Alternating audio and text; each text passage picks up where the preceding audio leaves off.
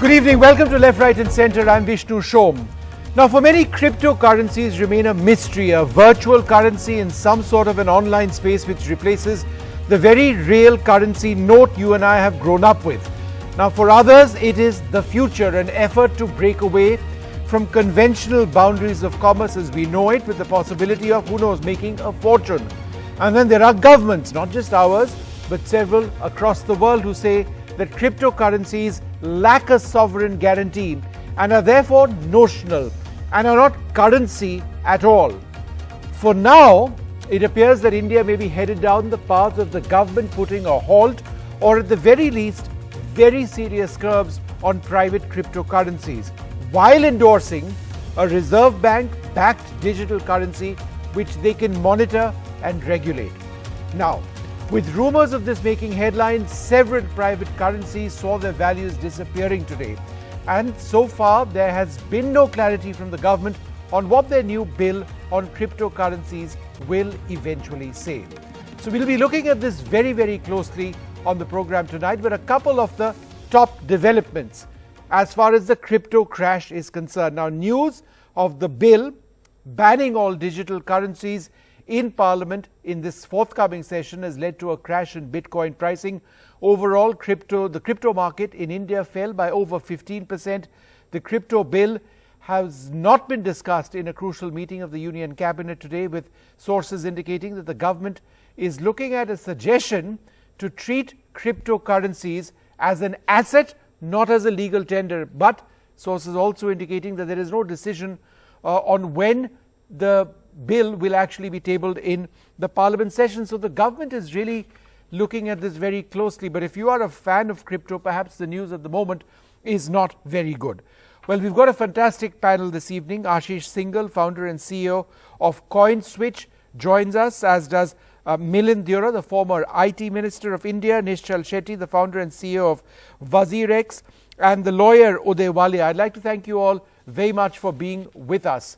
I think an interesting way of doing this program, because so many people don't understand enough about cryptocurrency, is by asking basic questions and then getting our experts to actually answer them. So, Milind, let me come to you first, because this is something that's been asked often. Will an official digital currency preserve the sanctity of the Indian rupee, the note? Well, look, firstly, I appreciate what you said in your starting statements, that, it's important to educate your viewers as to what cryptocurrencies really are, because not everyone invests in them or transacts with them. The basis or the bedrock of cryptocurrencies, Vishnu, is what's called blockchain technology. Blockchain technology, like any technological disruption, be it artificial intelligence, be it the internet, be it electricity, is something that is here to stay and nobody can wish it away, number one. Number two, cryptocurrencies as a trading instrument fall under the larger umbrella of what's called DeFi, or decentralized finance, which essentially are structured. The architecture is basically designed in such a way to disintermediate traditional, conventional financial and banking networks, such as a commercial bank. Yep. In the case of a cryptocurrency, they are not only disintermediating or disrupting a commercial bank, they're also disintermediating the central bank, which is the RBI in India. So having said that, the fact that this technology is here to stay, nobody can wish it away whether you like it or not. I am in principle against a ban. I'm against strangulation. I believe regulation over strangulation is a better model going forward. Okay. Now, it's important also to note very quickly, when we get to how to regulate and what to regulate it specifically, I think it's important to note that this industry emerged after the 2008 financial crisis, which was largely a result of poor governance on the part of traditional, conventional commercial banks. And it was essentially an alternative, rebellious movement against the commercial banks. And in 11 years, it's only because of no regulation from any country in the world, be it America, India, or China, or the European Union, that cryptocurrencies have now become almost a $2 trillion industry. Right. And whether the recent report that was published that suggested that almost 8% of Indians have a crypto wallet and own cryptocurrencies and actively trade in cryptocurrencies. Whether that is true or whether the number is much smaller, the fact is that we too are experiencing a cryptocurrency industry boom, and it's absolutely imperative that the government act sooner than later. Okay. Ashish Singhal, let me pose the second question to you. Are cryptocurrencies risky in promising short-term gains? So cryptocurrencies, like any other new technology, comes with its own set of risks and reward, right? It is a new technology in the making. So that is why it is exciting to a lot of youngsters and even seasoned professionals. But it does come with its speculative nature. It does come with its own set of ups and downs into the market, right? So we have to very clearly understand that crypto assets, one part is the currency aspects that you talked about. The other part is the asset class ecosystem, right? Which is based on the blockchain technology. The next Google, Facebook could be built on blockchain and could come from India. So that is the promise that cryptocurrency holds. And this is the promise that everyone is, excited about and is investing in. Like any other investment, this is also a very risky investment because it's a very new technology. We will see how it evolves over time. But every investor who wants to participate in this economy should understand the risk, should only put his risk capital into the crypto as investments, and should understand what the underlying technology is and how it is evolving each day, and not pay too much attention to the FUD or to the misinformation which might be outside. Okay. Nishchal Shetty, are cryptocurrencies suitable for those with lower financial literacy, as may be the case anywhere in the world, but certainly in our country as well? Look, I think crypto happens to be that new, investment option, but it also happens to be a new technology. And if you look at the youth of today, they're growing up with technology. They're growing up, they're understanding what technology is, and they seem to understand this market. If you go deeper into the various groups that are being formed in the whole crypto ecosystem, there are youngsters who don't have a technical background, but they talk about white papers, they talk about proof of work and proof of stake. So the question is, and if you look at the normal financial literacy in the country, it's very low. So what has happened in the last 20, 30, 40 years of the financial industry is probably it was not really that attractive for people to take up financial education. But you combine finance with technology and suddenly it becomes interesting. And we are seeing millions of people taking on to this whole industry, taking on to crypto. So maybe this is a unique and interesting way to educate everyone around finances. So I see this as like that Trojan horse for people to get into the financial world and understand it, with technology being that attractive element. Okay. Mr. Walia, as a lawyer, why don't you take the next key point that we're looking at? Without sovereign backing, do cryptocurrencies have any legal basis? Well, I mean, the thing about cryptocurrencies are that a number of them don't have an underlying pot of gold, so to speak. There's no sort of underlying set of assets from which they derive their value. But that doesn't mean that they aren't a suitable financial asset, which is appropriate for investment for a certain type of investor that understands the risk. Now, there are equity shares carry risks, but that doesn't mean that they are banned. The answer to all of that is regulation. The problem with cryptocurrencies, I think, from a governmental perspective, is also terror financing and the ability to be able to use cryptocurrency as legal tender. Now, I think it was never going to be legal tender. The question here, and we don't know very much other than that pithy summary provided by the government, which is just that they're going to ban private cryptocurrencies and encourage a digital national digital correct currency. So does that mean it was legal tender? We don't know yet. I think the answer to both terror financing and again the answer to market concerns, given that it does seem to have caught people's imagination, has to be regulation. Because otherwise, I think it's worse if the product goes underground, given how easy it is for people to be able to transact in it. And I think we would be doing ourselves a disservice if we sought to ban it as opposed to regulate it. Milind, are cryptocurrencies unstable, volatile, and subject to bubbles? Yes, if certainly if unregulated, and as Nischal Shetty pointed out, that India is a country where there is unfortunately very low financial literacy, but it's also a country, mind you, where there's very low digital literacy, even though there's very high digital, there's a big digital reach in the country. Very few people, for instance, are aware of their digital rights. So when you combine low literacy, digital literacy, and low financial literacy, which is essentially what cryptocurrency is, a mix of finance and the digital world, you are setting yourself up for a disaster. But I think what's important to understand is, there are two aspects to this really, which one is, if you have to regulate and not strangulate and not outright ban cryptocurrencies, but regulate them, the first part is, what do you regulate?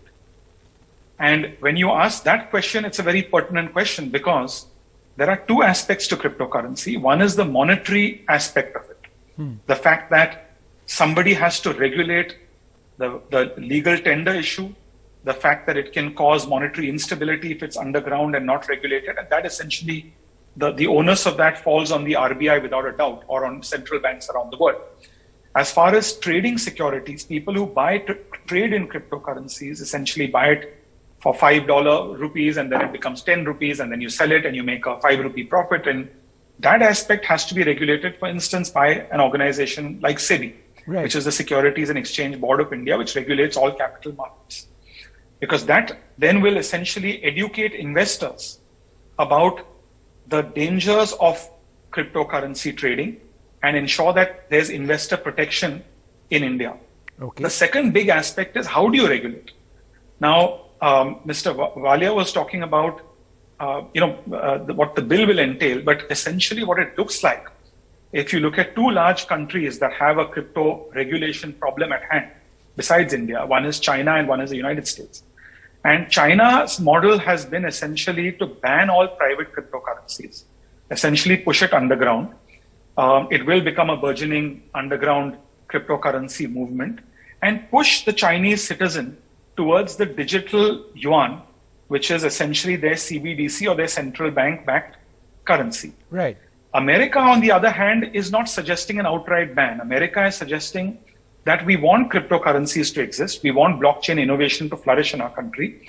But in America, you're seeing a peculiar example wherein there is a turf war between, for instance, their SEBI equivalent called the SEC and their RBI equivalent called the Federal Reserve. Yeah. So I think India has to find a balance. And when I say India, I mean the government of the day and the RBI, to allow cryptocurrency blockchain innovation to flourish, but at the same time, regulate the monetary legal tender aspects, ensure that terror financing, for instance, is absolutely not allowed and not possible on any cryptocurrency. Sure. Explore launching a CBDC, which is obviously a regulated currency. And at the same time, since you already have a large number of Indians owning cryptocurrencies who have crypto wallets, urgently get SEBI or whichever other regulator they deem fit and appropriate to regulate the securities aspect. Got it. And I think where the government and the RBI and the SEBI have been very late, and they're waking up very late when they're trying to bring a legislation, is right now in a country where there's very low financial literacy, there has been no awareness campaign to tell people that the cryptocurrency that you are trading in is extremely volatile and extremely dangerous, and you could lose your hard-earned money. And that's just one of the dangerous and most pressing pitfalls if you take away the fact of terror financing and other issues. Yeah, in fact, I wanted to come to Ashish for that. Can cryptocurrencies facilitate hawala and terror funding in the present avatar? So it definitely can, but that's where, we need to segregate the currency use case and, create a more evolving and promising regulations on the asset class, which is about innovations in itself, right? When you use cryptocurrencies as a legal tender, definitely these risks do exist. But it doesn't mean that, there are no solutions to that, right? FATF, travel rule, we can implement all these rules, which other countries have also taken into action, right? So India can learn from what other countries have done to suppress, the use of cryptocurrencies as a legal tender and create more of a budding environment for innovation on blockchain and crypto together, right? So it's not one versus the other. I think we have to look at both figure out what are the pros in crypto, and there are definitely cons as well, right? Like the other panelists pointed out. Yeah. How do we create an environment which is more focused on innovation and still addressing all the terror financing or be it money laundering or any such use case which may arise from crypto? Nishchal Shetty, are cryptocurrencies a threat to India's taxation system? So I don't think so. I think the most important thing is even today when people are dealing with crypto on exchanges, they're doing their KYCs, and there is a trace of everyone who's bought crypto and sold crypto. So end of the day, you have to, if you make a profit, you should and you have to pay taxes. And the government can always keep these checks and balances by reaching out to all of the exchanges that exist and collating the data. And based on that, it's fairly straightforward. Now, the problem will arise if you do not want these exchanges to exist, if you bring negative laws. What will happen is this will all go to the parallel black market, and there will be no exchanges for you to reach out to understand who are the ones who bought crypto or sold crypto and what were the trading volumes. Right. So in a way, this becomes even stronger for taxation, where you have KYCs and checks and balances in place at the entry and the exit point of crypto, which is the exchanges in the country today. And I think this is already happening where users are aware that they are doing KYCs. They're aware they are supposed to disclose their profits and ensure that they pay taxes. So that's something that's already happening in all of the exchanges as well today. Okay, I'm going to be going across to Dr. Subba Rao, the former RBI governor, in just a few moments, but I want to go across to Uday for one final question, and this is the basis of what we've been looking at. Should cryptocurrencies be considered an asset instead of a currency? I think absolutely. I mean, it has to be an asset. It wouldn't be. I mean, it's a bit of a misnomer, really, in the Indian context, at least. I mean, you can't, for instance, go with a bar of gold to a laptop store and buy a laptop with it today, even today. Mm-hmm. But it's still a financial asset, or it's an asset. No one's taking that away from it. But I think whether it's going to become legal currency is unlikely, and it's certainly not going to be from the Reserve Bank, right? Because the whole point about a cryptocurrency is to get away from a central bank. So you can't have the central bank promoting an instrument which effectively undermines its own instrument. But if it's a financial asset, and I think going back to what Nishchal was talking about, at the moment there is also insufficient clarity as to whether this is a capital asset. And the one thing that the government should certainly be looking at is just taxing it. Is it a capital gain? Tax it. Like any other sort of transfer of a capital asset, you should pay capital gains tax on that asset. So I think there is a case for a financial asset. I'm not sure there's a case for legal tender, just because also we've got foreign exchange restriction. You'd get around foreign exchange restrictions if this became legal tender. All right. I'd like to thank you all very much for joining us. Milind, we'll have all of you back, in the future to talk more about this. There's so many questions which have been asked. But I'm joined now by Dr. Duvvuri Subba Rao, the former RBI governor. The Reserve Bank of India has had concerns about cryptocurrency and the stability of the system being affected. Sir, great to speak to you. Will an official digital currency ensure that the rupee, the sanctity of the rupee, is preserved? Oh yes, of course. RBI is not the only central bank doing or planning a digital currency. Around 100 central banks are planning to do it. So it will certainly preserve the sanctity of the rupee as a legal tender, as the official currency, and RBI will continue to preserve its domestic and external value. I don't think there should be any doubt at all about the sanctity or the status of a digital rupee as compared to the paper currency we now have. Dr. Subba Rao, are cryptocurrencies, a risk which promise short-term gains in the process, bringing into the fold a lot of people who may not really fully understand what they are getting into, people who put in their money and end up losing a lot? Well, that is a question that I cannot really answer, but over the last 12 years we've had cryptocurrencies, and now they've been increasing in number. Trading activity is also increasing. So I cannot really speculate on whether they are a good trading bet, but from market sense we are getting, I believe they've been quite volatile, especially Bitcoin and its clones, which came early on. Bitcoin, for example, its value gyrated very widely. As someone said, they're resembling the Dutch tulip mania of the 17th century. So, are cryptocurrencies, how would they work in a country like ours? We are still a relatively poor country. Financial literacy is lower. Exposure to a fairly sophisticated form of commerce would be definitely lower. So therefore, how would it work in a country like ours with lower financial literacy? I'm not so sure, because a lot of people, I believe, get into investment based on misinformation or based on some, urge to make quick money. So I believe there should be greater information, certainly greater awareness, greater education, greater information before people start investing in it. I think people who are investing in it should do it on a better informed basis than is currently happening. So you, as the former RBI chief, you've worked with the rupee, obviously, and currency with a sovereign backing, the backing of the nation, the backing of our economic reserves, and an entire system which has existed for a very long time. It's been the basis of our financial system. Cryptocurrencies don't have that same basis at all.